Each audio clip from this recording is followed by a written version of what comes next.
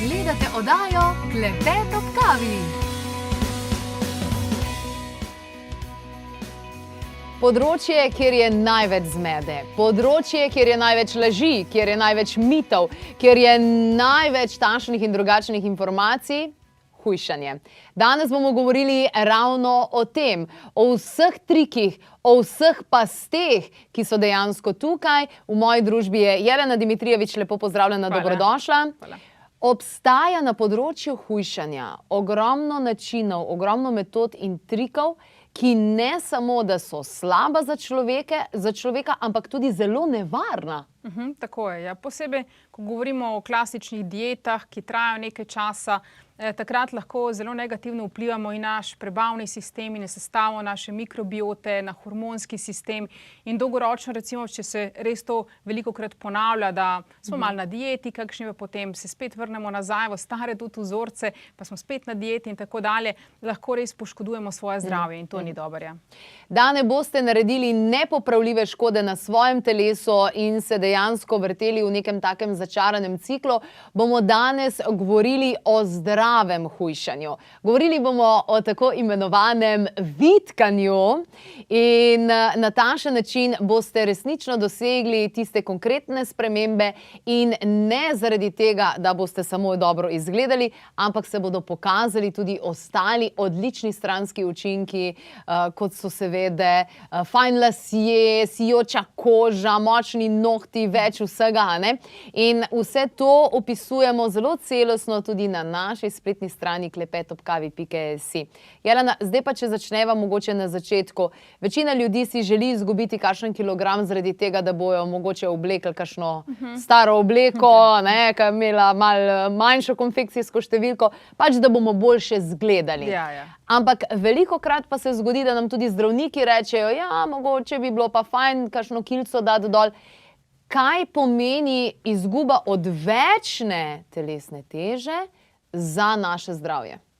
Ja, jaz nikoli ne ločujem tega. V bistvu pri meni tudi, ko nekdo pride, pa ima tudi odvečno telesno težo, to ni nekaj, na kar se jaz koncentriram oziroma rečem, zdaj ti bom napisala eno dieto, pa se boš tega držala, ker to nima smisla, zaradi tega, ker se ujamemo tudi v ta vzorec, da je z nami nekaj narobe, da je z našim telesom nekaj narobe. Rada se bom imela, ko bom imela 5 kil manj. Tako je, ker v bistvu ta predstava, skozi se nekako povezujemo s to predstavo in tukaj smo res ujeti. In tega se je treba rešiti, ker tudi, če imamo preveliko telesno težo v tem trenutku, to moramo integrirati, mora tudi postati del nečesa, to, kar mi sprejmemo kot del nas. S tem dovoljenjem, da se to bo spremenilo takrat, ko bomo poskrbeli zase. In sama skrb zase, za to, da mi začnemo zdravo živeti, tudi ta izguba kilogramov bo prišla kot posledica tega. Tako. Ne pa, da je to cilj, ker če je to cilj, sigurno nam ne bo ratalo, ne na dolgi rok. Torej, preveč kilogramov je zelo obremenjujoče tudi za naše sklepe, kosti, žile. Kako je s tem? Ja, tako je. Ker na splošno debelost tudi povezujemo s temi klasičnimi sodobnimi boleznimi, srčno-žilna obolenja, diabetes tipa 2 recimo. Tudi težave nastanejo tudi pri moških, ravno iz tega razloga, ker se ta maščoba nabira, ni dobre mikrocirkulacije, lahko so težave s polnostjo, lahko je erektilna disfunkcija, lahko se pojavijo tudi težave z organi, posebej notranjimi žleze z notranjim izločenjem, tudi težave s ščitnico, ki tudi lahko povzročijo te težave, nastanek tudi debelosti.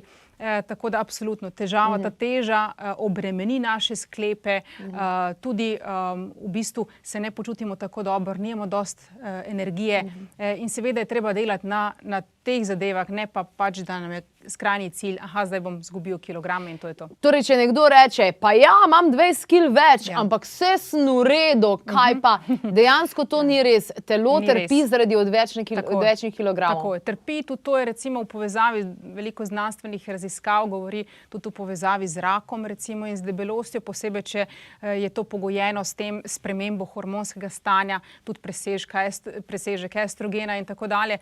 Tako da definitivno je treba nekaj narediti. ampak v tej smeri, da se začnemo zavedati, da je zdravje na prvem mestu.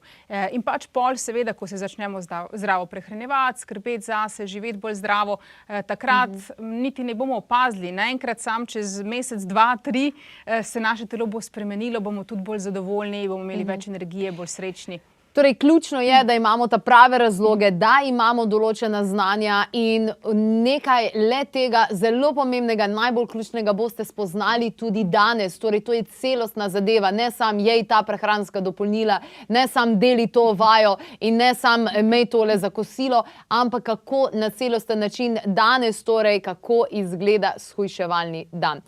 Jelena, pripravili smo nekaj razlogov za debelost, govorimo torej o odvečnih kilogramih, ki je lahko nepravilna prehrana, premalo gibanja, stres, čustveno prenajedanje, slaba črevesna flora, slaba presnova, programi destrukcije. Skratka, več je teh razlogov. Ampak načeloma vsak zase dobro ve, kje ga biksa. Dobro ve, da una čokolada popoldan ali pa zvečer pred televizijo, da ni dobra. Zakaj, če vemo, da to ni okej, zakaj to še vedno delamo?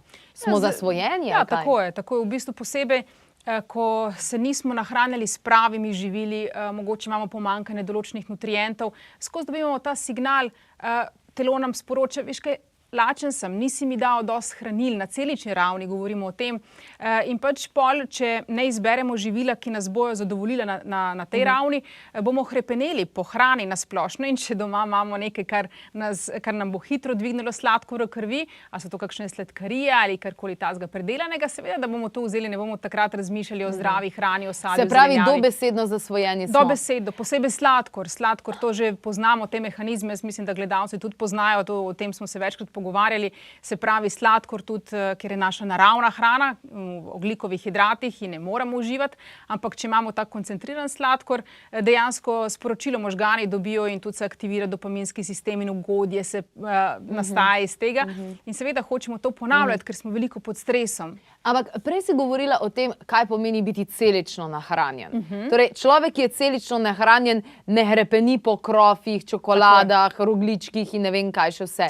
Torej, nam hočeš povedati, da ljudje, ki imajo odvečne kilograme, so pravzaprav na celični ravni sestradani. Tako je, točno tako je. In vedno gre tudi v povezavi z mikrobioto, ker znanstvene raziskave kažejo, vitki ljudje imajo tako eno široko biodiverziteto tistih mikrobov, ki so v našem črevesju in zaradi tega tudi nimajo takih težav, za razliko recimo od tistih, ki imajo odvečne kilograme ali se skozi spopadajo s to težavo tudi od rojstva naprej, ker vemo, kaj pomeni pravilen porod, pa potem prave bakterije in tako dalje, ker od tega bo tudi odvisno, kako se tudi maščoba bo shranjevala, kako bo glukoza se uravnavala in recimo, ko govorimo o probiotikih, tisti, ki imajo odvečno telesno težo, imajo več bakterij iz rodu Firmicutes, manj pa iz rodu Bacteroides. In to konkretno pomeni, da hrana, ki jo mi zaužijemo, bo aktivirala tudi določene gene, ki dejansko bojo povzročili, da ravno te bakterije vplivajo na to, da se to, kar mi pojemo, da se več izkoristi ta energija in se pol presežek shranjuje. Zato smo v protokol zdravega hujšanja vključili tudi biotike, ampak potem bomo govorili o prehranskih dopolnilih. Pomembna je zdrava, bazna prehrana, dobre rutine, dobre navade. Kar se tiče samih otrok, lahko na naši spletni strani pogledate tudi prispevek, zakaj je moj otrok debel. Torej, zelo pomembne informacije. Mi dve pa bi mogoče šle na programe destrukcije. Zdaj, prej smo gledali miselni vzorec, slaba presnova, v redu, slaba črevesna flora, poznamo te zadeve, stres, premalo gibanja in tako naprej. Kaj pomeni programi destrukcije? Zaradi tega, ker ljudje, ki prihajajo k tebi tudi na pregled biopolja in iridološki naturopatski pregled, tudi slišijo te programe. Kaj, nisem dovolj dober, želim se zaščititi, ali govorijo o tem? Tako, pri odvečni telesni teži vedno gre za nabiranje enega ščita. Se ščitimo pred tem, da bomo poškodovani na emocionalni ravni. Zdaj to lahko pomeni, da mogoče se je nekaj že zgodilo v nosečnosti, da je mami predelovala določene stvari ali doživela kakšne travme, lahko je bil sam porod, lahko so kakšne stvari, ki so se v otroštvu zgodile. Skratka, neke travme, ki ne moramo točno vedeti, kje je vzrok. Vzrok lahko se tudi najde vzrok, lahko to, kar si že omenjala, ponavadi tako, ali smo bili nekako traumatizirani na tej čustveni ravni, ali pa nismo bili sprejeti taki, kot smo, ali smo skozi bili kritizirani, ali smo dobili tak občutek, da nismo dovolj dobri. In pač to je tudi način, da se zaščitimo. Tudi to je eden izmed stvari. Ja, tako je. Če greva zdaj na tiste fejle, fejle hujšanja. Recimo na trgu so se v zadnjih letih pojavili fat burnerji. Kar nekaj časa so, ja. Fat burnerji, kaj dejansko to sploh pomeni? A ni tako, da to ekstremno uničuje organe? Ja, tako je, ker v bistvu vse, kar deluje na tak način, bolj invazivno, bolj agresivno na naše telo, pa tudi se vmešava v določene metabolične procese na tak način, seveda, da bo zrušilo tudi naš naravni sistem, naš naravni metabolizem, in pač mi moramo do tega priti po tej organski poti. Tudi s pravimi prehranskimi dopolnili, če jih želimo že uporabljati, potem mora biti taka, ki so iz naravnih virov, niso sintetična. In tukaj res govorimo predvsem o sintetičnih, tudi dodatkih, ki nekaj spodbudijo v našem telesu, ampak pol so, kot si sama rekla, res lahko poškodbe, posebej tistih organov, ki so za nas pomembni, jedra, predvsem pa tudi, lahko tudi v povezavi s tem pride do hormonskih sprememb, tudi do sprememb v mikrobioti, in pač to ni način. To ni način. Tako je. Torej, fat burnerji, topilci maščobe, ven, da zavarujemo vse druge organe. Nič ne bom jedel, pa bom shujšal. Ja, to pač ne drži. Ne? Ja, ravno zaradi teh starih mehanizmov. Dejansko mi smo nekoč v preteklosti, ko ni bilo toliko hrane, takrat je bila varianta, smo bili nekje v naravi, smo iskali hrano, ko smo našli hrano, smo se takrat res najedli, pač kakšen dan mogoče ni bilo hrane in telo je naredilo en svoj mehanizem. In ko mi več časa stradamo, takrat se telo tudi ustraši in reče, ok, ne bo hrane, je treba upočasniti metabolizem, je treba delati zaloge, ker kdo ve, kako bo, ker zdaj ni hrane. Tako da to je tudi neizdržno. Nekaj časa lahko vztrajamo na tak način, ampak potem, ko se bomo vrnili nazaj, bo hujše, zaradi tega, ker bo telo reklo, ok, zdaj je čas, da jaz to shranjujem, ker ni bilo dosti hrane. Ni bilo dosti hrane. Tako da si res naredimo medvedjo uslugo s tem. Wow. Evo, v nadaljevanju gremo tudi čez dan, kako izgleda jutro, dopoldan, popoldan, zvečer. Greva zdaj še na to življenje na solati. Torej, hujšam in zdaj vse, kar bom jedel, je solata. Tudi to je premalo. Ja, absolutno premalo, ker v bistvu mi imamo tudi osnovni metabolizem, ki rabi določene kalorije, plus če smo še aktivni, pa če razmišljamo in tako dalje, rabimo še dodatne kalorije. Tako da v bistvu ne moremo živeti samo od solate. Solate imajo izjemno nizek nivo kalorij in potrebujemo tudi hrano, ki vsebuje dovolj kalorij, da bi naše telo tudi na osnovni ravni, tudi če se ne premaknemo, funkcioniralo. Torej, solata da, ampak ne samo solata, pa ne super sladki poliv, pa ti prelivi gora. Gremo k naslednji zadevi. Torej, rekli smo fat burnerji, topilci maščobe stran, to je kemija, ki nas ne bo v redu. Torej, hitro hujšanje, hitri rezultati, hitra izguba telesne teže, to dejansko pomeni, da gre samo voda ven, ne? Ja, delno voda, delno zdaj odvisno, koliko časa to traja, ampak dejansko naše telo je predvsem sestavljeno iz vode. 60 ali nekaj več odstotkov, odvisno od človeka do človeka. In pač, ko mi začnemo tudi hujšati, seveda tudi izgubljamo vodo, tudi če ne znamo tega nadomestiti na pravi način, lahko nastane dehidracija na celični ravni, kar res ni v redu. Pol s tem zmotimo spet normalne funkcije našega telesa. Tako da ja, pač mora biti hujšanje na pravi način, kot sem rekla, kot stranski učinek zdravega načina življenja. Vitkanje je to, ne? Tako, to je vitkanje. To je vitkanje. Torej, ne hujšamo, nismo vsak dan hujši, vitkamo. Super. Preveč telovadbe. Kakšni se odločijo, zdaj pa bom, zdaj pa. Ja, tudi to za nekoga bo v redu, recimo, odvisno spet od morfološkega tipa, od naše energije primarne, ampak načeloma, če smo mi veliko pod stresom in zaradi stresa tudi imamo težave na hormonski ravni, zaradi tega tudi stvari ne funkcionirajo dobro in se pol zaradi tega tudi kopičijo kakšne maščobne obloge, ko smo mi v taki intenzivni telovadbi, smo tudi v stanju stresa. In če tudi imamo stres sicer v življenju, potem bomo imeli velike težave, zaradi tega, ker takrat ne bomo zlahka shujšali. Torej priporočaš, da intenzivna vadba predvsem v času vranice, torej v dopoldanskem času. Tako. Dobro, odlično. Torej, po stresni službi še potem laufati je najslabše, kar lahko narediš. Dejansko bolj sprehod deluje. Ja, absolutno. Nikoli ne, v pozem popoldne, zvečer takrat ne telovadimo. To ni pravi čas, to je čas za regeneracijo. Evo, gremo morda čez dan. Zjutraj se zbudimo, zlato pravilo je verjetno pol litra tople vode, a ne? Ja, tako je. Potem imamo zjutraj v jutranjem protokolu natešče biotiki, torej probiotiki in pa formula z vlakninami in zelišči. Ja, tako fajn je, da tako začnemo dan, zaradi tega, ker najprej voda, zaradi tega, ker smo čez noč nismo ničesar pili, se pravi smo rahlo dehidrirani, tako da je treba nadomestiti to vodo, ampak zjutraj pijemo čim več vode, koliko se le da, koliko smo navajeni, zaradi tega, ker hočemo tudi to peristaltiko malo aktivirati. In to dejansko naredi nek flush po celem telesu, ne? Tako je, čiščenje, ker v bistvu tudi je velika težava, ko to blato ostaja in če tudi imamo zaprtje ali pač se odpadne snovi ustvarjajo, ker to tudi moti celoten proces, pa tudi mikrobioto in tako dalje.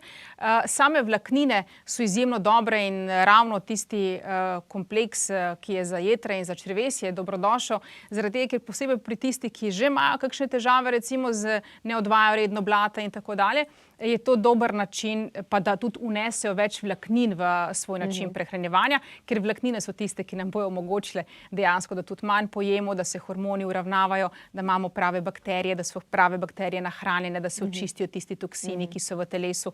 Tako da to je nujno potrebno, ampak v tej formuli je še marsikaj drugega, tudi za podporo jetrom, ledvicam, ker vemo, da če so jetra zabasana, če tam ne teče energija, ne bo nič v telesu dobro delovalo. V nadaljevanju bomo tudi pokazali tole mešanico, ki si jo lahko naredite sami doma, tudi z zelišči, ki jih kupite. Če boste vendarle, mislim, jaz sem naredila kalkulacijo, ne prideš čez ceno. Je boljš kupiti predpripravljeno. Ker ekološke začimbe so vendarle nekaj drugega. Dobro, torej dopoldan je tisti čas, kjer bi morali biti tudi nekaj fizično aktivni, kaj ne da? Tako, v bistvu, tako, kar se hrane tiče, takrat je najboljše, da pojemo več ogljikovih hidratov, polnovrednih, se pravi torej, takrat. Če že delamo če že grešimo dopoldan. Tako, dopoldan pa tudi je ta varianta, da v bistvu je dobro, da dan začnemo s tem, da se res najemo, da tudi pojemo hrano, ki se bo počasi sproščila, kar se sladkorja tudi tiče, zaradi tega govorimo o polnovrednih ogljikovih hidratih. Kakšne tele kašice, pa take stvari, to je idealno za zajtrk. To je idealno za zajtrk. Potem pridemo na kosilo, ki naj bi bilo med 12. in 2. uro. Tako, to je recimo tak bolj idealen čas. Vmes, recimo, če smo res lačni v dopoldanskem času, je lahko kakšno sadje sezonsko. Za kosilo pa je zelo dobro, da pojemo nekoliko malo več beljakovin. Jaz vedno poudarjam, da so to rastlinskega vira, lahko so kakšne stročnice, pa veliko zelenjave, tak en fajn obrok je lahko ta kombinacija, če je toplo, bolj v solatki, če pa ne, potem so kakšne enolončnice. Kaj pa popoldan? Recimo intermitentno bi tukaj potem ob kakih 5 nehali jesti? Tako. Lahko se takrat res nekaj lahkega tudi pojemo, seveda se treba tudi dovolj najesti. Ampak zvečer bolj juhce? Bolj juhce, ja, tako je. Po kosilu bi vključila tudi B-vitamine? Ja, seveda. Tudi jih vzamemo skupaj s hrano, to je zelo dobro, tako da lahko seveda. Jaz ponavadi priporočam vitamine B kompleksa zjutraj, zajtrk in kosilo. Recimo ena kapsula, da se vzame, zaradi tega, ker nam tudi dvignejo raven energije. In je zelo dobro, če smo zjutraj tudi utrujeni, da pač s tem si pomagamo, da se tudi dvigne energija. Torej, če gremo zdaj še na večer, večer je torej lahke in predvsem hitro v posteljo, ne? Tako, res je. Odlično. V nadaljevanju bomo zaupali še bolj konkretno tale protokol zdravega hujšanja, zdravega vitkanja, torej kaj zjutraj, na kakšen način, da boste seveda imeli rezultate in sicer, da ne boste samo shujšali, ampak da se boste zvitkali in postali bolj vitalni.